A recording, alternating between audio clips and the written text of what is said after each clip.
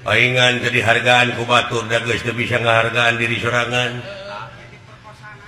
Mandang ka diri batur teh cing sarua mandang ka diri sorangan. Ada bener. Tah eta teh merkosa karya sorangan teh kitu teh. Bener. Ulah wakan nyalahkeun batur. Para batur gini kan. Ihdina siratal mustaqim. Naon teh Kang? Eta teh unggal salat diomongkeun dina Fatihah. Moho. Hartina teh muga Gusti nuduhkeun kana jalan anu lempeng nu matak di mana siling cilaka teh ulah nyalakeun ka pangeran. Da pangeran mah mere beja teh lalempeng anu mengko teh sia. Paingan coba cilaka atuh. Ai ku pangeran geus disadiakeun jalan nu lempeng sia mah rengkol wae nya puguh ti kebrus.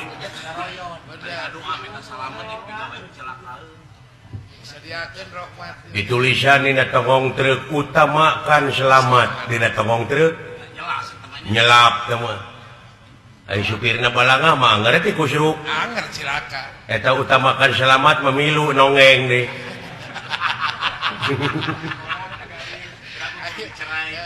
Dai Allah mah maha dina sagalana maha adil.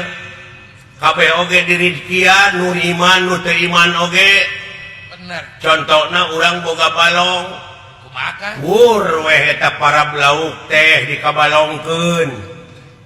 Ta anu dibalong teh urang teh maksud teh pan marab lauk emas. Mujair milungakan. Impun milungakan. Kaburui-burui kakeuyeub-keuyeub milungakan. Heeh?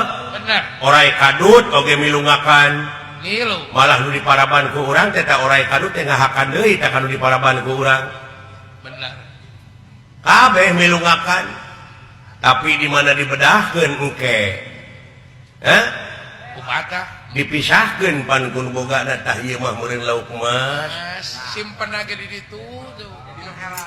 Ieu lauk emas alihkeun ka dieu. Tah ieu mah mujair. Tah ieu mah orai kadut di podaran teh mah. Atawa ieu mah keuyeub. Tah ieu mah keuyeub. Tah dikitu sia. Sok. Akhir tina pagawean teh. Bener kan? Nya. Ai rezeki mah ngilu dahar. Milu di dunya mah dahar kabeh oge. Boro-boro kitu sasatu. Nu mata kumaha atuh sangkan ulah urang ulah dijejek engke di akhir.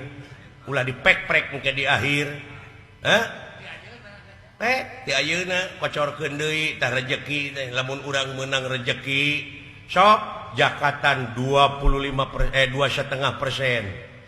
Saat sana dibikeun ka anak jeung pamajikan ku urang ku pamingpinna ku lalaki nyaeta bagikeun heula jakatan. Bersihan heula. Kakara bikeun ka anak jeung pamajikan hartina eta anak jeung pamajikan teh teu diracun. Disalametkeun itulah lalaki nu bijaksana. Ar-rijalu qawwamuna 'ala nisa'i. Ari lalaki teh pamimpin ti eta awewe. Tuh, nu matak panggede-gedena ibadah teh maraban anak jeung pamajikan ku rezeki anu halal. Anu halal, bener kan. Saeunggeusna ka pamajikan kocorkeun eta rezeki teh ka dulur anu teu mampu. Ka dulur eta tangga. Saeunggeusna ka dulur tuluy tatangga. Saeunggeus tatangga tuluy kanulian disebutna sedekah jariah. Ka masjid mah nya Anu bara main mah. mun mana moal rugi geus. Salamet teh nu aya. Sabab urang barang bere teh teu beda ti urang maledogkeun bal kana temok. Bledug bledag deui ka urang. Jadi syakur pagawean urang boh hade boh gorengna bakal balik deui ka urang. Ka urang. Contona Makan. Urang keur cicing di sisi jalan. Cing. Aya jelema nu ngaliwat. Ceuk urang teh kemana goblok? Kumaha teh malna teh? Lain di teh mah tak goblok anu dikaluarkeun ku urang teh balik deui ka urang. Eta nu ngaliwat teh malik ka urang nyamperkeun jekuk we. Kana beungeut urang. Tak goblok nu tadi teh balik deui teh kana suka ngilu. Jaga-jaga teuing. Teu jaga-jaga teuing.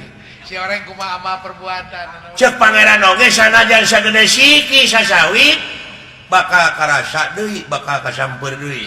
Hah? Bener. nu mata kumaha atuh carana qad aflaha man zakaha bagja pisan keur manusia anu geus bisa ngabersihkeun hatena ulah aya eta Kang ditemal deui ku hadis khairunas anfa'u minanas panghade-hadena jelema anu mawa manfaat deui ka jelema tuh pang nuliskeun teh Kang Wani pek pikir perlu dicatat ayeuna sila lain gamelan dalang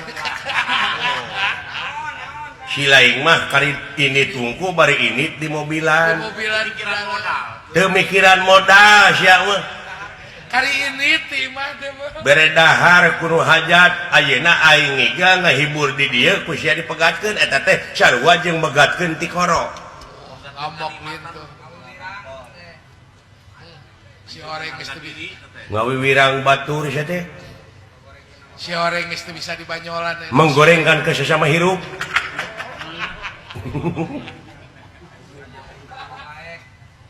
ulah kitu pinggan wah moal jangan menjatuhkan nama baik saya moal sekali-kali deui ya nama ari sugan teh moal ngamek tadi namanya teu ngambek aing mah ngabejaan di dunya mah saling wasiatan mapatahan sabab ciri na manusia cek Allah pangandikan Allah ciri na manusia teh anu kersa di papatahan jeung kersa mapatahan tak eta ciri na manusia tah lamun teu kitu rametuk bayangkeun ku sia derajat manusia disajajarkeun jeung rametuk ku Allah bongan saha bongan urang keneh bongan bangkong kacai teu dimanikeun bongan hirup para rohong pas ini teu dijadikeun nya